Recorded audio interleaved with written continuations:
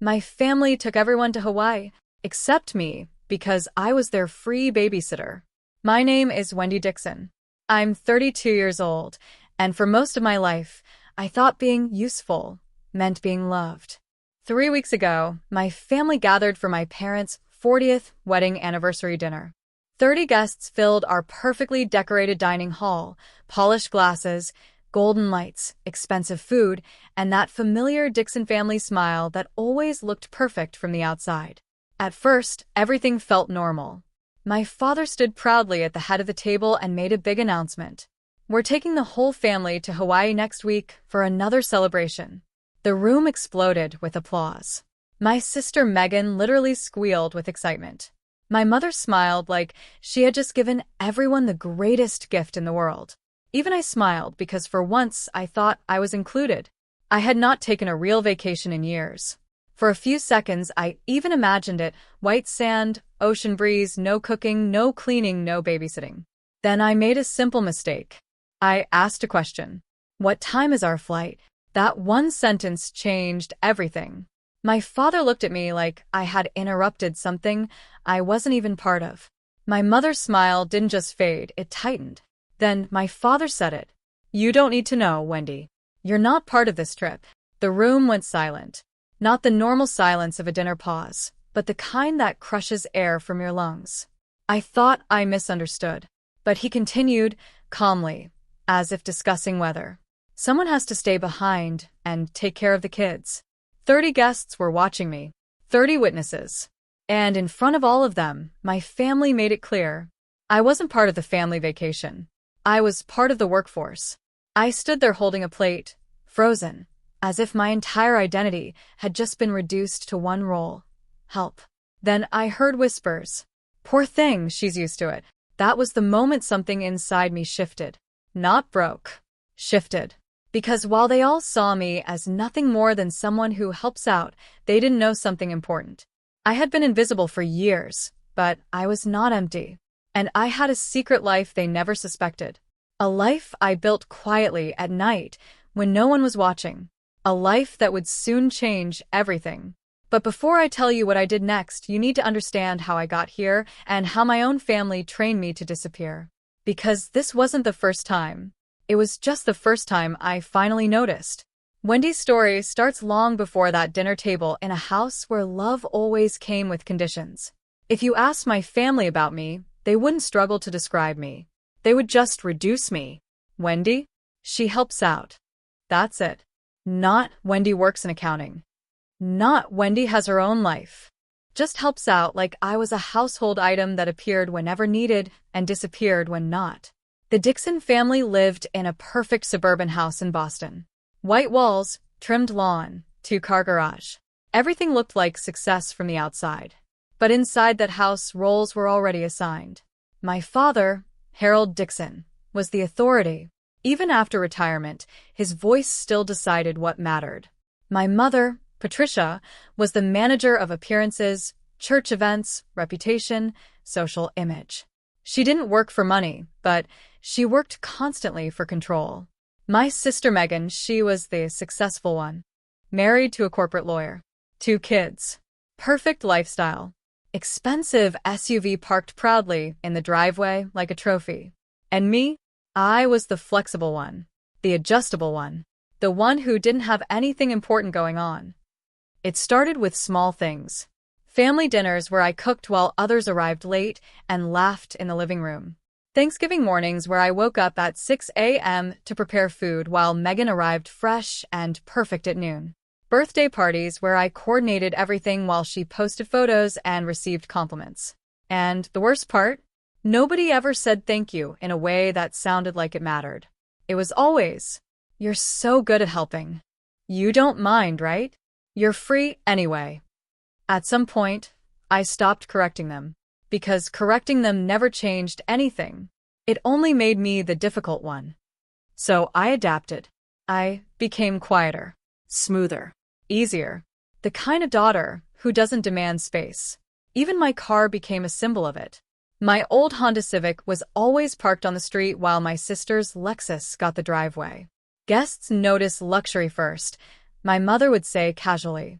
as if I was part of the background. The strange thing is, I believed it.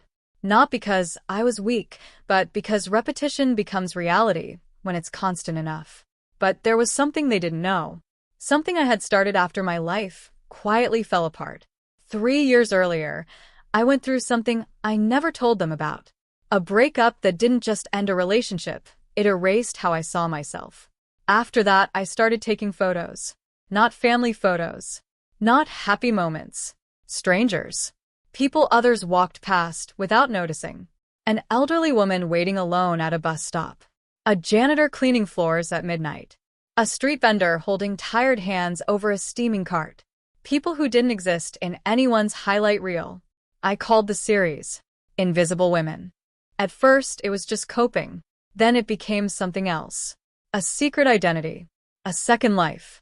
An anonymous Instagram account. No name. No face. Just truth through images. And slowly, people started noticing. 12,000 followers. Messages from strangers saying, "I feel seen for the first time." But my family? They never knew. Because to them, I was still just Wendy, the helper. The night everything changed started the same way as always. My parents' anniversary dinner. 30 guests. Perfect decorations. Perfect smiles. Perfect performance.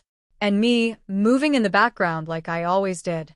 Until that moment, the announcement, the Hawaii trip, the illusion that maybe, finally, I was included. And then, "You're not part of this trip." That was the moment my invisible life stopped feeling normal and started feeling like a cage. Because for the first time, I saw it clearly. I wasn't forgotten. I was assigned. And something inside me started planning its exit. That night after the dinner, I didn't go to bed like everyone else. I couldn't. I sat in my small apartment staring at the ceiling, replaying those words over and over again. "You're not part of this trip." Not shouted. Not argued. Just stated. Like I didn't even need to be considered. What hurt wasn't just the rejection, it was how normal it felt to them. As if I had always been optional. But something was different this time. I wasn't crying endlessly like I used to after family events. I wasn't trying to justify them in my mind. Instead, I was noticing patterns. Clear, uncomfortable patterns. Every time there was work, I was called. Every time there was comfort, I was excluded. Every time there was credit, it went to someone else. And every time I tried to step back, I was made to feel guilty for existing differently. That's when I realized something I had never allowed myself to admit. I wasn't part of the family structure. I was part of the system that supported it. The next morning, life continued like nothing had happened. My mother called. "Wendy, don't forget to pick up the decorations." My sister texted, "Can you come early? Kids are being difficult." No apology. No mention of the night before. Just instructions. Like I was already back in my role. And for a moment, I almost went. That's the dangerous part of being conditioned. You don't need to be forced anymore. You just respond. But I didn't move. Instead, I opened my laptop and checked something I hadn't checked in a while. My secret account. Invisible Women. The numbers had grown again. More followers. More messages. People I didn't know, telling me things my own family never did. This is exactly how I feel. I thought I was the only one. You put my life into a picture. I stared at those messages longer than I should have, because for the first time, I realized something terrifying. Strangers saw me more clearly than my own family ever had. That night, I got an email from a gallery in California, Coastal Light Gallery. I almost deleted it. It looked like spam at first, but then I read it again. They had seen my work.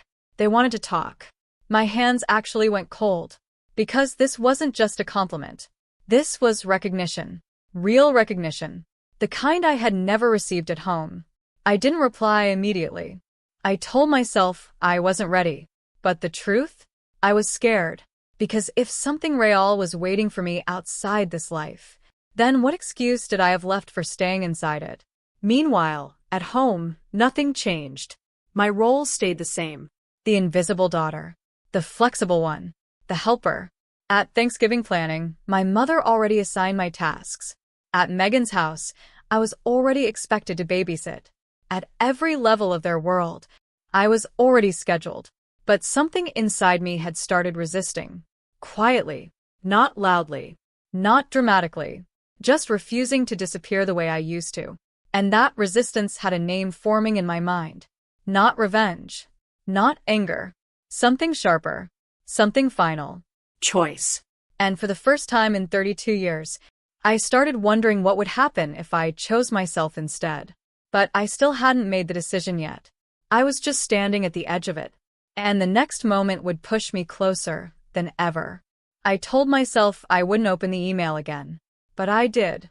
Coastal Light Gallery, California. The message was simple, professional, almost unreal. They had seen my photography series, Invisible Women. They wanted to discuss a possible exhibition. A real exhibition. Not likes. Not followers. Not anonymous validation. Something physical. Something official. Something with my name attached. For a full minute, I just sat there staring at it, waiting for my brain to reject it as a mistake. Because that's what life had trained me to do, assume anything good wasn't meant for me. Then my phone rang. My sister. I almost didn't pick up. Wendy, can you come early tomorrow? The kids are crazy and I need help packing for Hawaii prep. Hawaii. That word again. Like nothing had happened. Like I hadn't been erased from the same trip they were excited about. I almost said yes. My mouth even opened. That automatic response. But then I stopped myself. I can't, I said. A pause. What do you mean you can't? Megan's voice changed instantly. I have work. A short laugh. You always say that. It's just family stuff, Wendy. Just family stuff. That phrase again. As if my time didn't belong anywhere else. I'm busy, I repeated. Silence. Then irritation. Fine. Mom will be annoyed. And she hung up. No curiosity. No concern. Just inconvenience. That night, I didn't sleep. I kept thinking about the email. About California. About what it would mean to leave. Because leaving didn't just mean distance. It meant rejection of a system I had lived inside my entire life. A system where I was useful, but never important. The next day, I visited my mother's house anyway. Not because I wanted to, because I still felt like I had to. That feeling doesn't disappear easily. The house looked the same. Perfect lawn. Perfect silence. Perfect control. Inside, my mother was already organizing lists for Hawaii. Wendy, finally, she said without looking up. We need help with packing schedules. I stood there, watching her, waiting for something to feel different. It didn't. Mom, I said quietly. I got an email. She didn't react. About my photography. Still no reaction. Finally, she looked up, slightly annoyed. Wendy, this isn't the time for hobbies. We're preparing for travel. Hobbies. That word hit harder than I expected. As if the life I had built in secret didn't even qualify as real. I think it might be something serious, I said. She sighed. You always overthink things. Just focus on the family trip. That was it. No question. No interest. No space for anything outside her plan. And for the first time, I didn't argue. I just understood. They didn't need to destroy my dreams. They just needed to ignore them. And that was enough. That night, I went home and opened my laptop again. I replied to the gallery. Short. Simple. Yes, I'm interested. Send. My heart was beating faster than I expected. Because now it was real. And real things come with consequences. But I still hadn't decided what I was going to do when the family trip actually arrived. Until I overheard something I wasn't meant to hear. Something that would make the decision impossible to avoid. It started with something small. A laptop left open. A kitchen counter. And a moment of curiosity I shouldn't have followed. My mother was busy upstairs, my father out in the garden, and for once, the house felt quiet enough to breathe in. I was there only to send a client file from her computer. That's it. Just work. But then I saw my name. In an email thread. Subject line. Hawaii arrangements. Wendy's situation. My fingers stopped moving. I shouldn't have opened it. I knew that immediately. But I did. The first message was from my mother. Keep Wendy here to watch the kids. She doesn't have anything important anyway. My stomach tightened. Then Megan's reply. Totally agree. She'll feel useful for once. Kind of sad, but it works for us. Useful. Sad. Works for us. Not a person. A solution. A function. I read it again. Once. Twice. A third time, just to confirm I wasn't misunderstanding. I wasn't. Something inside me went completely still. Not emotional. Not dramatic. Just quiet. Like a switch turning off. I didn't cry. I didn't react. I took screenshots. Every message. Every word. Stored them somewhere deeper than anger. Then I closed the laptop. And for the first time in my life, I saw it clearly. They hadn't forgotten me. They had assigned me. The helper. The backup plan. The one person who didn't need consideration. That night, I drove home without speaking to anyone. The city lights blurred past my window, but my mind wasn't on the road. It was somewhere else entirely. California. The gallery email. A life I had ignored because I thought I didn't deserve it. But now something had changed. Not in them. In me. Because once you see the truth clearly, you can't unsee it. The next morning, everything felt normal again. Too normal. My mother was already planning Hawaii outfits. My sister texted a packing list like nothing had happened. And my father spoke about flight times like I still belonged in the picture. But I didn't feel like I belonged anymore. I felt like I was being stored, like luggage waiting to be used. That's when the decision started forming. Quietly. Not emotional. Not impulsive. Final. I replied to the gallery again. Confirmed everything. Then I did something I had never done before. I looked at my own life as if I was allowed to leave it. And suddenly I realized something shocking. Nothing was stopping me, except the habit of staying. 2 days before the Hawaii trip, I made my decision.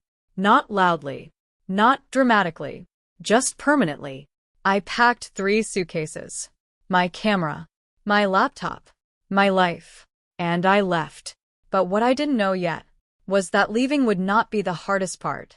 The hardest part was still waiting behind me, in the form of a family who suddenly realized I wasn't where they expected me to be. And they didn't like that at all.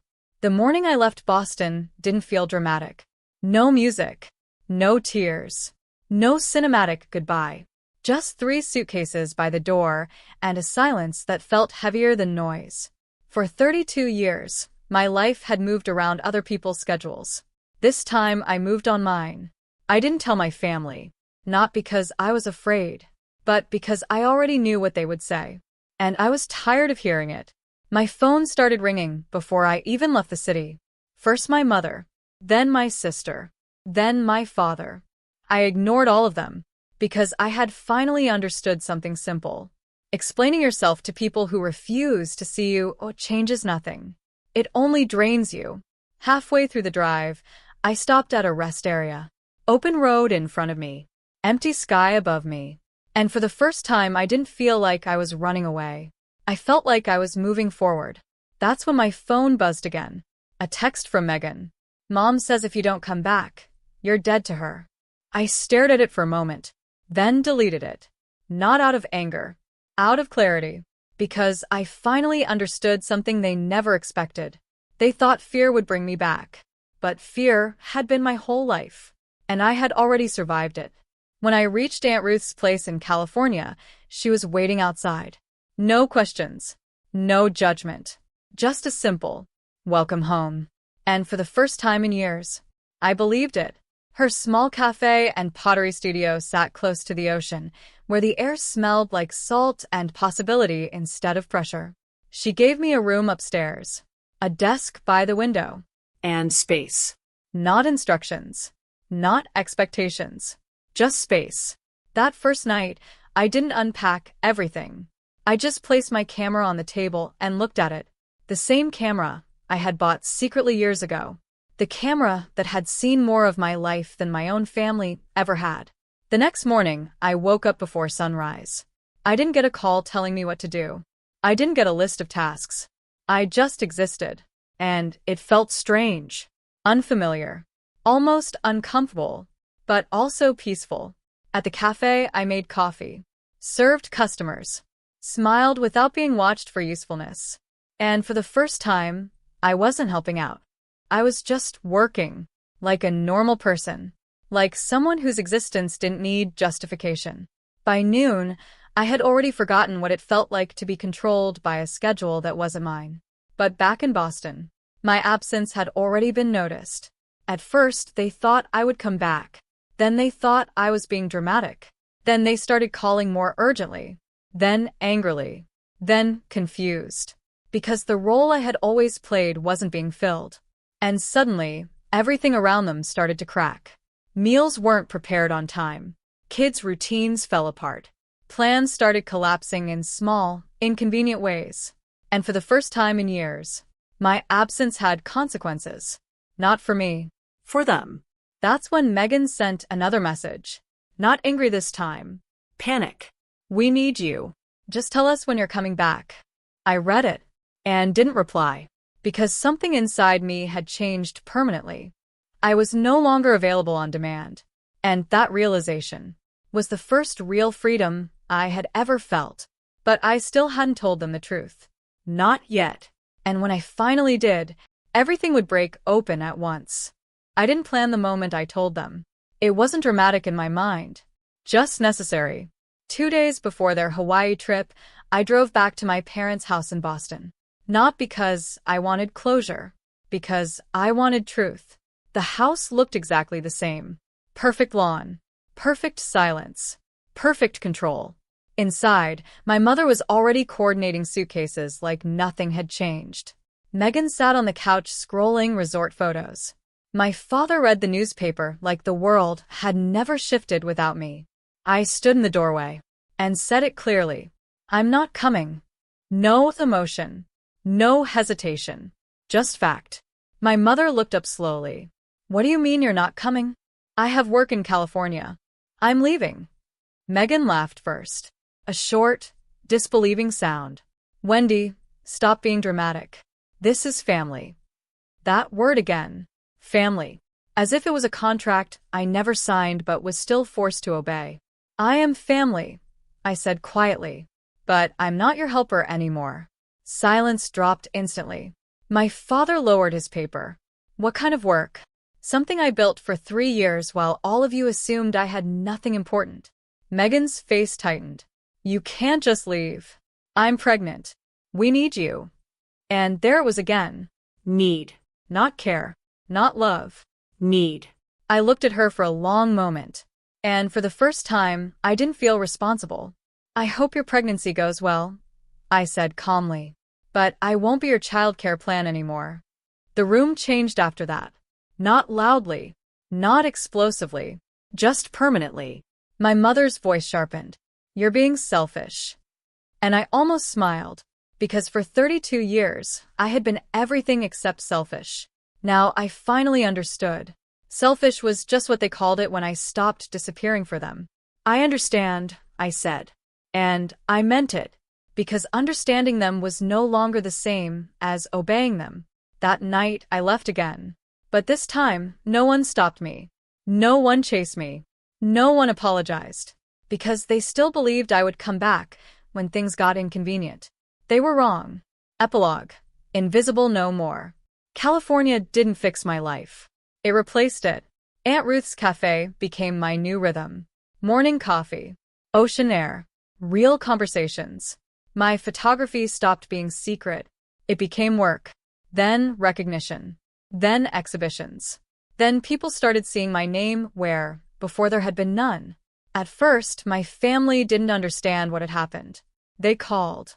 They texted. They tried guilt. Then confusion. Then silence. Until one day they found my work. A magazine cover. My photographs in a gallery. My name printed in places they couldn't ignore.